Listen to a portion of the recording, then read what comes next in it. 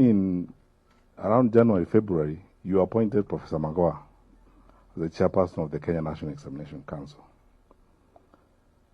And I remember that memorable Saturday morning, as though it happened yesterday, when you rounded us up, together with my peers, then Belio Kipsang, Nancy Macharia, Secretary Kcse, Professor Magoha, and myself. And you spelled out clearly what you wanted done. You said, must bring an end to examination cheating in this country. My colleagues know what we go through during those situations.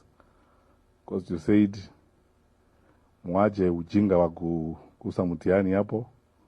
And you said this year, it's not going to happen. Ama mutafute njingine.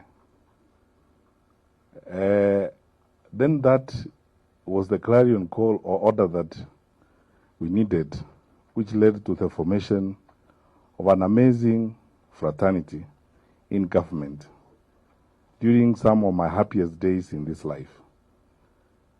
We teamed up, as you directed then, with CS Musheru, then CS ICT, my brother, the late Joseph Kcse, the CS for Interior.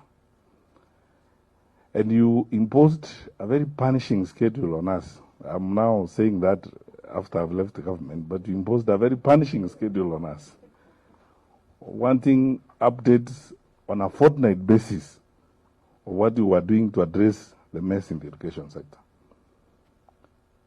And we worked slavishly, but very happily, because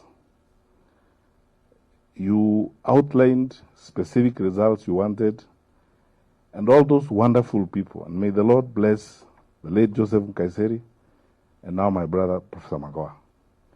I have never been happier and I've never worked with such wonderful people. From the Kenya School of Leadership in Mount Kenya, where we went that time with Joe Musheru, Joseph Kcse, and Magoha to meet with the DCCs and the education directors as you instructed us. We spent time there in the cold, trying to build a system of collaboration between the Ministry of Interior and the Ministry of Education to manage exams to make sure we sort this out.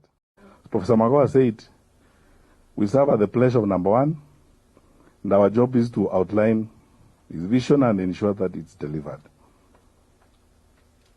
All the tasks you gave at the Ministry of Education, and let me say here without fear of contradiction, because we live in a country where people are so dishonest, they love lies, they behave as if there was nothing happening yesterday, they are lecturing us now about things they think they are new.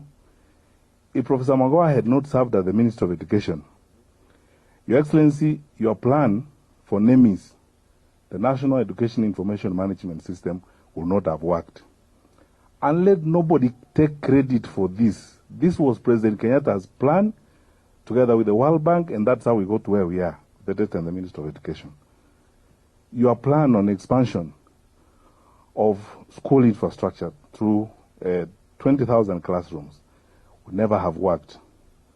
Your reform of the school bursary system would never have worked. The school desks program, I remember when you demanded of us that we move money to the villages and get carpenters in every village and have the desks done in the villages. Then you told Professor Magoha and myself, you don't want a story, you want results. And we sat, at some point, even some of our senior officers were trying to be a little bit smart, where they would cut corners. Joe helps us get a hold of Safaricom and the data from there for M-Pesa and payment. And we're able to move money on the digital platform very easily, across villages in the country.